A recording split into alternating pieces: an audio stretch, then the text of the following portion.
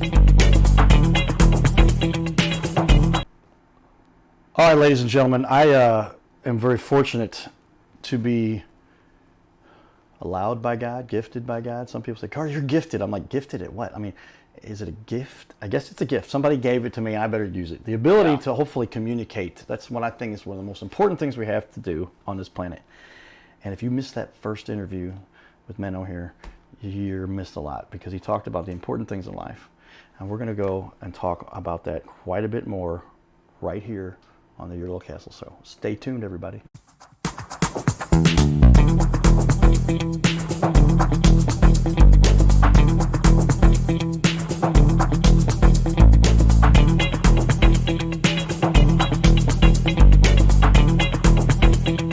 All right, everybody.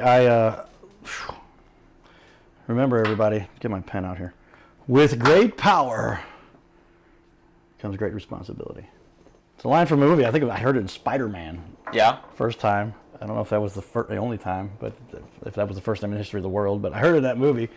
Great power comes great responsibility. Somebody like yourself who's decided to take on the task of running a company at a relatively young age. I have not asked his age. I don't know his age. He looks young, but I'll let you make a guess. I'm going to say 28. Not quite. 26. 26. Okay, I didn't want to say 26 because I'm like, if you tell somebody's 26, but if you understand his background, starting working in the industry effectively in the fields at age 16 and maybe earlier than that. Yeah, I was working in driving team of horses way before then. I was driving team of horses at 5 years old, and so but I actually in 2016 is when I started in the roofing industry a little bit. I did some roofing, then I switched to concrete for a little bit, but I was still in the industry for 10 years now. Don't we all wish everybody was as driven as Menno here? I mean, that's pretty cool. I kind of went through into the college thing and then realized, wow, I didn't do a whole lot in college. I was frustrated because my parents made me go to computer classes during the summer. Paid off, long time. Yeah. But when I got done, I'm like, okay, what can I do now? I ended up selling computers. Not a bad place, and then got into the whole world and then ran the email systems for Anheuser-Busch. But these are the things you can do if you just decide at any point in your life, whether you waited till you were 21, 22 like it, or you started like I did, or start like Menno did here when he was like 16, and then said, hey, I'm not going to be told what to do the rest of my life about how to live my life, whether that's in corporate America or the culture you've been part of or whatever it is. Did I get into a little bit there with that comment? But I mean, literally, it's up to you. It's literally, I'm looking at the camera. It is up to you. That's it. Stop listening to people tell you what you can't do, how you need to do things their way, what you're not capable of. I'll just use the acronym. It's a B and an S. I won't tell you what that stands for, but a lot of people know what that stands for. And it is. So you just need to get off your excuse-making patootie and go do it. Awesome example right here, everybody. Incredible example, actually. Thank you.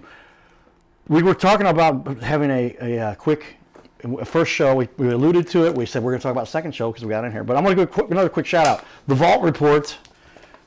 You need to get yourself a Vault Report. I had no idea.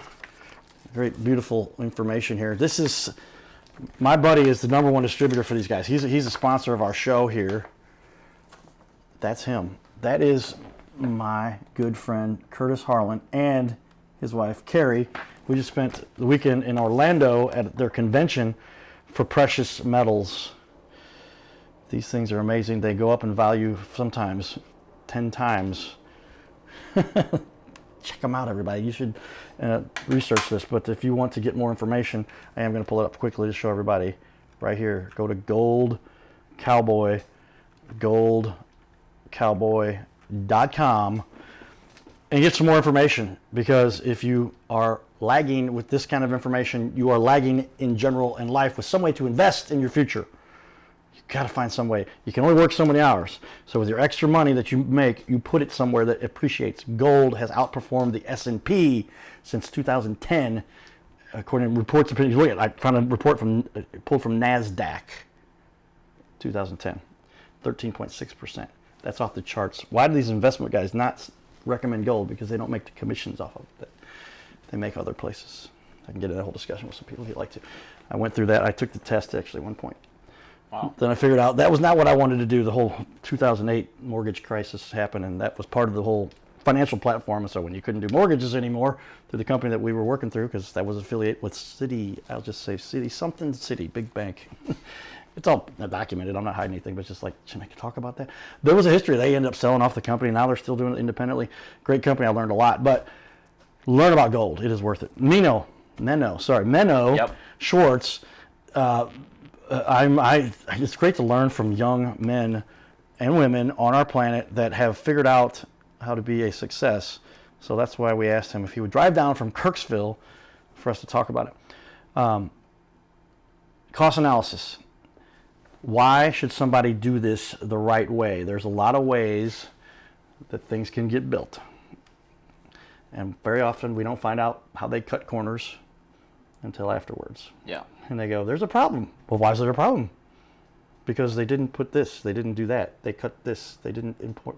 What are some of the reasons why you say effective way for a cost analysis? Because ultimately, the bottom line is this, tell me if you agree. If you cut corners, you save a few bucks now, but it costs you later. Correct. It's best to do it right the first time. True? That's correct. Yep. Give me that strategy if you would, do you buy into that?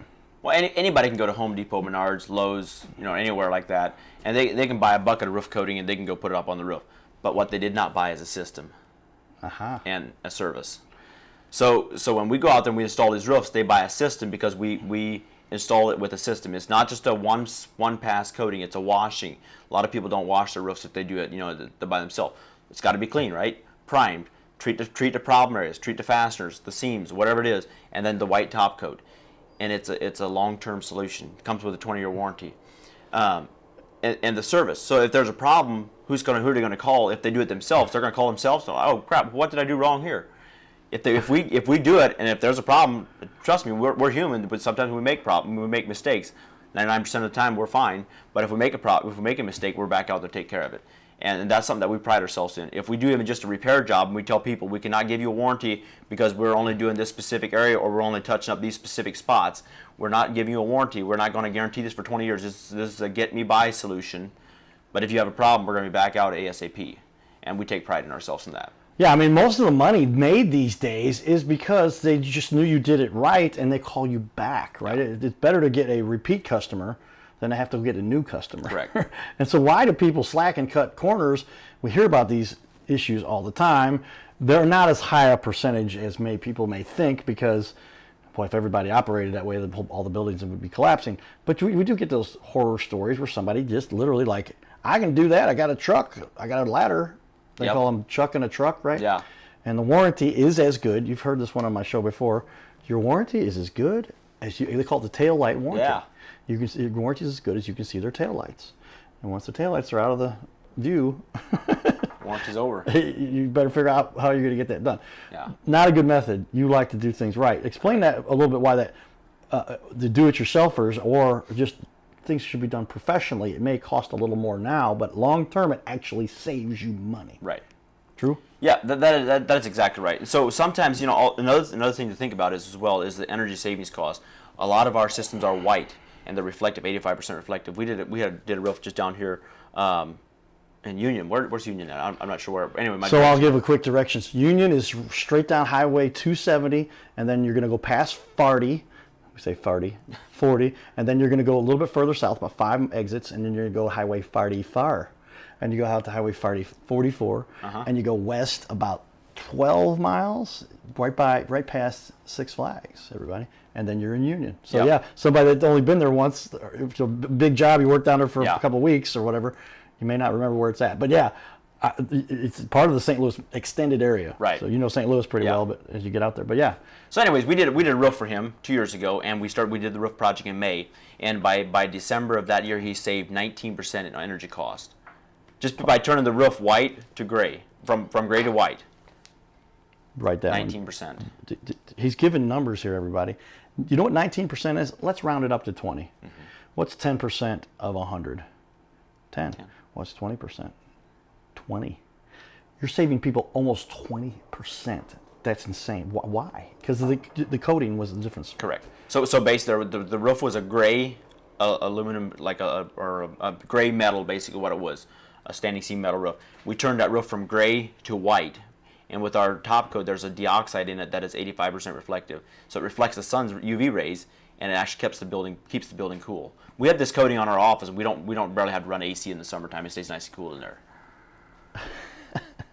I got a beautiful black roof in my house. Looks great. Off gray, dark gray. You're gonna want to make it white. It's just keeping that heat coming in. I guess that's just how many white roof houses are there? Not many residential. Right. But when you're talking business, hey, it's acceptable Yeah. from an aesthetic perspective. It might be worth considering. Right. And I guess there are some of those buildings, but I guess it's beyond just white. It's got reflective coating in there. Yeah, there's a dioxide in the coating itself. When we spray the coating on, there's a dioxide when they manufacture basically that it has it's a dioxide that will make the reflectivity happen basically. So get to learn right full of notes here, everybody, that people should pay attention to, because these are the things that will affect long-term success of your business. Who else wouldn't want to save? If your average bill for your business is $1,000 to cool the whole building, whatever, and you cut that by $200, that's $2,400 a year you're saving. I can buy some more equipment. You know, there's a lot of things you can do with that. All right, good information. What is it that? Well, tell me if there's anything you would say that actually sets your business apart. Anything you say, Carter, this is what has taken us to another level. I guess it's that overall just I'm going to get it done attitude. I mean, what would you say is the one thing that really has put you in a position where you're at already? Service. I would say it's service. And basically we show up when we say we will. We do a proper analysis when we do the inspection, evaluation, whatever you want to call it. And we take pride in being professional. And basically that is also included when we do the project, not just when we're out there doing the inspection. Throughout the whole process, we take pride in being professional. And then also, when the process is done, when we're done with the roof, make sure everything turns out good. Make sure the customer's happy. If the customer's not happy, then they're not going to call us back, right? So that's one thing that we make sure the customer's happy. And that's probably one of the biggest things that set us apart by the customer relationship. It's not just the customer relationship, but also the customer satisfaction, customer service as well. So and that's carried through in all the reviews that we talked about in the first show. Look at the reviews available for Menno and his crew. Great job. All right. This is an important question I love to talk about, because how often is it the case that people make a mistake? They were uninformed. It's typically lack of information. My mom always emphasizes to me, Carter, the reason education is so important because it is that information that people just either they have it or they don't. If they got the information, they can make a good decision because they become educated. That's why high school is so important. College, I got a master's degree. If that was worth it, it really was. Came down to it, but cost me a little bit. But get out there in the real world and learn these things. But what is the biggest mistake that you've seen people make when they're looking for a commercial roof or any of the related services that tie into that? Because there's also then guttering and other water control and all that kind of stuff. What is the big mistake people make? It's a great question. Are you going to edit this? No, we're going to leave it like. I had a phrase and I lost it. But anyways, you can edit if you want me to. But I'm sorry, we all make little blurbs, and that's all right. But if it came back to you, my job is to keep you going as the host. But I mean, I can only imagine that people don't understand the coatings thing you're talking about. That's a 20% difference. I mean, maybe that coatings piece is only 7%, but add that up over the life of a roof. Right. That's a lot of money. Right. What is the biggest mistake people make? But I mean, some of the biggest mistakes people make is by trying to do it themselves. Like I mentioned, do it themselves. And I guess here's what I wanted to say is go with the cheapest contractor. We're not always going to be the cheapest, but yes, there's always somebody that's going to be like, okay, I can do this for cheaper, but then they don't understand the service that they're providing, or what we're providing. So that's probably one of the biggest things that people make, the biggest mistake people make. Yeah. Now I'm caught between a rock and a hard place, because he asked if we could edit. Of course we can edit. How many times are there times when we have to edit? Not very often. It's about 25% of the time. I just said something stupid. Mostly, right? It's me. But we understand though. Sometimes people just but you have to. The point of life is not the error that you make. Yeah. It's how you bounce back from that error. And then he came back and said, "Hey, the problem people have. This is we talked about it in the first show. Do it yourselfers. DIY. When you do it yourself, yes, you can save a few bucks, but it will cost you 4 times as much later. By the time you tear it out, put it in again, halfway do it, have to start all over again, you're at least double the cost, probably more. Right. Time and energy too, besides the fact that the money that you have to put it. Yeah, that's exactly right. And that's where I was going to think. Now I had my brain freeze, because cheap gets very expensive. Think about that one. That's from my dad, everybody. Yeah. How you doing, Dad?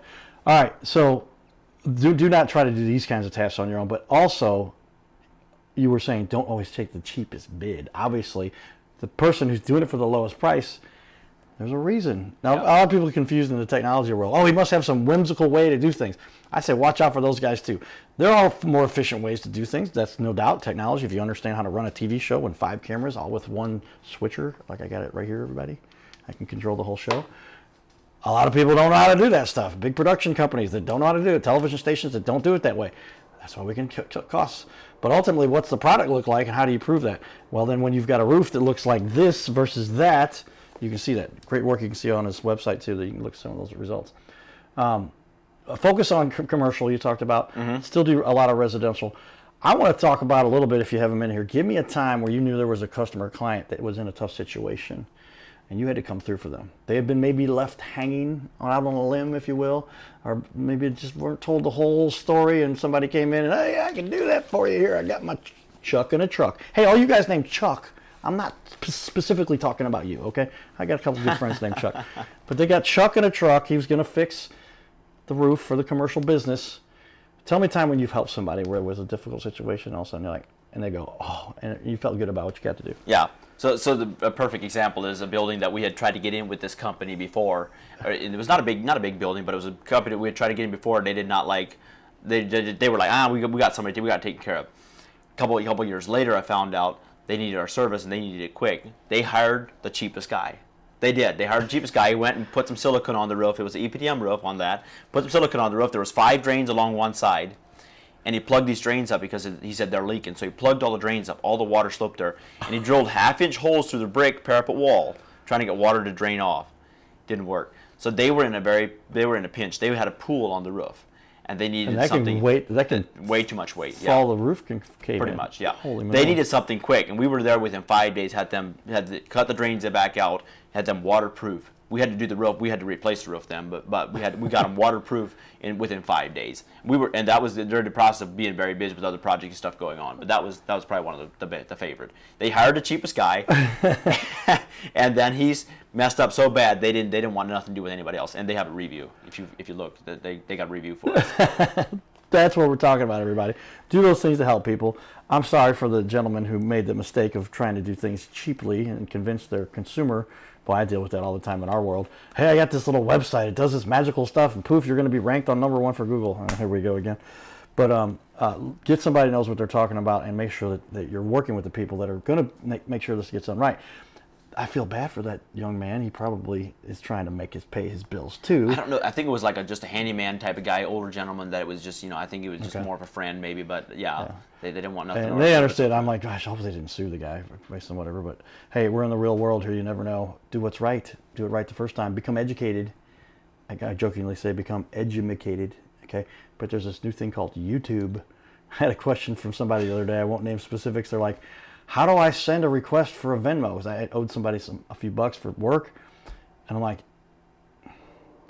well, I can tell you over the phone right now, which will take me a few minutes, but I would say that's something you might want to learn to do yourself going forward, because those are questions you don't want to ask people, because then they go, you don't know what you're talking about if you can't do Venmo. Now, there's a lot of people who don't know Venmo. My mom, she's 82.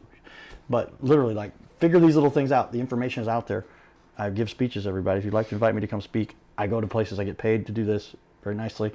But I will talk about all of the revelations and the way the world works and the way you can be most effective, because the information is out there, available for people you don't necessarily have to go to grad school for. So some grad school and higher education that does help speed things up, but real life experience makes a lot for a lot of people. All right, as we get into here, and that leads me to something I'll mention briefly. Magnetize your media. Get this book. It is a #1 seller in the category that it is for essentially helping small businesses and newspaper and print ways to. It's a whole category they've got about how do you produce get yourself out there, magnetize your media. Great book. Hey, look who wrote the foreword. I ended up writing about a chapter for them, and I wrote that. It's right here. You can see. I haven't shown this on camera yet, but there it is, everybody. Look at that guy. Hey, look familiar? Okay, so read this stuff. It's good information for you. Get that book. It's on Amazon. Steve Kidd and Willie J, my buddy Willie J and Steve, I got to know. We all worked on this book together. Magnetize Media, #1 seller on Amazon. With that in mind, how has technology affected your business? And somebody who obviously, and people, electrons and neutrons and TCP/IP cables protocol. No, I'm talking about like other technology, like the particles you talked about that's in that paint coating. How has technology helped you as somebody who came from an Amish background where like they kind of don't, I don't want to say anything too powerful, but they just abstain. Simple lifestyle. Yeah, simple. They abstain from technology to a large extent. I've been told, people said, no, I've studied this a little bit by my own. Maybe it was after you and I talked originally. But like, they're not averse to it. It's just they're always about 20 years behind. Right. They still have to adapt to computers and some things that they have. They have the computers from a long time ago. It's better than no computers. But anyway, how is technology, if somebody who was kind of in a culture that abstained from technology to where now you're like innovating and talking about the new things that do fix businesses to make them excel? Well, I'm going to elaborate on literally like some of the software systems that we use and stuff like that. But coming from a background, I did, my first way I wrote up bids was on an iPad. I had a flip phone that was what was supposed to be the driver's, but it was mine. I was breaking the rules. There was a rebel there. but anyways, and so but I had an iPad. I would write up the estimates. I would take pictures with my iPad and all that. It was just very basic. That's how I started out with. But yeah, the Amish are not allowed to have any devices like this at all in our area. Now, if you go out in Indiana and out in the East Coast or the West Coast somewhere, you'll find people. There's some Amish that are they're a little bit more different. But in the Midwest, we call ourselves Midwest Amish, basically, and that you're not allowed to have any of this technology at all. Coming from that to go into like now we've got computers in our offices and printers and all the whole 9 yards. But I'm going to talk about a specific system. It's called AccuLinks. And if anybody that's Realford knows what I'm talking about, right? Okay, we're helping the culture, putting the hat on, good. But right. But anyways, so what that has allowed us to do is take care of our customers and keep everything in one profile. And the systems within that sense has helped us tremendously by keeping track of our customers, making sure they get taken care of, making sure we bill them correctly, making sure we invoice them, and making sure the pictures are uploaded, make sure they have all the documents they need, and just a smooth system is what I call it. But going from that. If I had to still be Amish at this point in time, I would have not been able to do that. I would not have that technology to work with, and it would limit me big time. Yeah, and I guess part of the reason you decided to move to a different part of your life to where you weren't involved with the Amish, you decided that now you can embrace the technology, and it's really you're someone that can really appreciate the difference between 100%. Having technology versus not, and the effectiveness there is with that. And I would say, hey, maybe I should talk to my Amish friends if I have some. I'm sure I do somewhere. But hey, if you're a Cardinal fan, great. Baseball gives you that motivation of sports. But at the same time, embrace some of these things. And I have to dig in more to figure out why it is they kind of abstain from that. And I get it. On the back end, there's a lot of bad things that come with technology too. You get into stuff that, like on the internet, you got to be very wary of. Yes. I saw a text message I got yesterday that said, "Your refund on Amazon. Click here." If you clicked on it, it says Bitly. Bitly is a short thing that forwards on. Okay, Bitly is the thing everybody uses to make these short links. Well, if you actually clicked on it, I didn't click on it. Maybe it goes to Amazon.com, but I doubt it. Right. And people don't know. It just said it came from Amazon. Of course, it must be. How'd they get my cell phone number? I can tell you that story. But that's easy. They click on it, bam. Oh, yeah, you got to log in now to get your refund, right? That's the trick. Yeah. Well, as soon as you logged in, you just gave them your password. Right. And it wasn't even, you weren't logging into Amazon. Exactly. It's fake site. You were logging into a site that just captured data, and when you put in your password, they just went whoop, submit, and it went right into their database, and then they go right to Amazon. You just gave them your logon, and you gave them your password. Now they do further secure that with, it'll send you a text sometimes, depending on what your third higher level of security, and then you got to answer your text. Hey, did you just log in here? Yes, no, but sometimes that's not set up the way people do it. And then they've got access to your Amazon account, and then they're buying all kinds of stuff. Mm-hmm. But yourself have figured out that the technology has got to be used, and that software you're using makes it a whole lot easier for your customers to give them better service. Yep, and the Amish, ultimately the reason that they think it's too worldly to have all the electronic devices and stuff like that, but then they really focus on a simple lifestyle. And I don't really have a problem with a simple lifestyle, being a little bit more old school and stuff like that. But sometimes you also have to just go with the flow to a certain extent. But I don't, in our area, the Midwest Amish, they're not probably never going to really, you'll never see them advancing as far as, as a person would maybe expect. Well, there's certainly something I would like to imagine everybody, and I've worked with all different types of people with different technology levels of aptitudes for whatever, and you find a place for them. But at a certain level, there's just times when you might have to engage. I know there's a lot of people pouring the technology down our throats. Like, we're going to get chips in our arms. They're saying, hey, I don't know about that. We have a chip we wear on our... This is a chip, really, everybody. Everybody's got this thing in their pocket. I can't give me my phone. No. Hey, put it down. Somebody called earlier. I went, dude, no, I'm not listening right now. But we do become adept at these things. So it's good that you have that kind of a handle on that, but also can integrate and help people with the advanced stuff you need to do there. I'm sold, man. You're going to do a great job. We got a couple minutes left here. What's the process for somebody to hire you?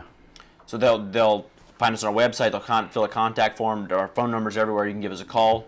And what will happen is we will set up a time for us to come out and take a look at your roof, look at the roof, do an evaluation, take some pictures where your problem area is at. Figure out where your leaks are coming in at, what's going to be your best solution. Is it going to be a restoration? Is it going to be a full replacement? Because we do full replacements as well, even though our name is coating. So, but we do full membrane restorations and stuff like that. And we'll come out and do the inspection, give you guys our best option, or we can sometimes give you a couple options.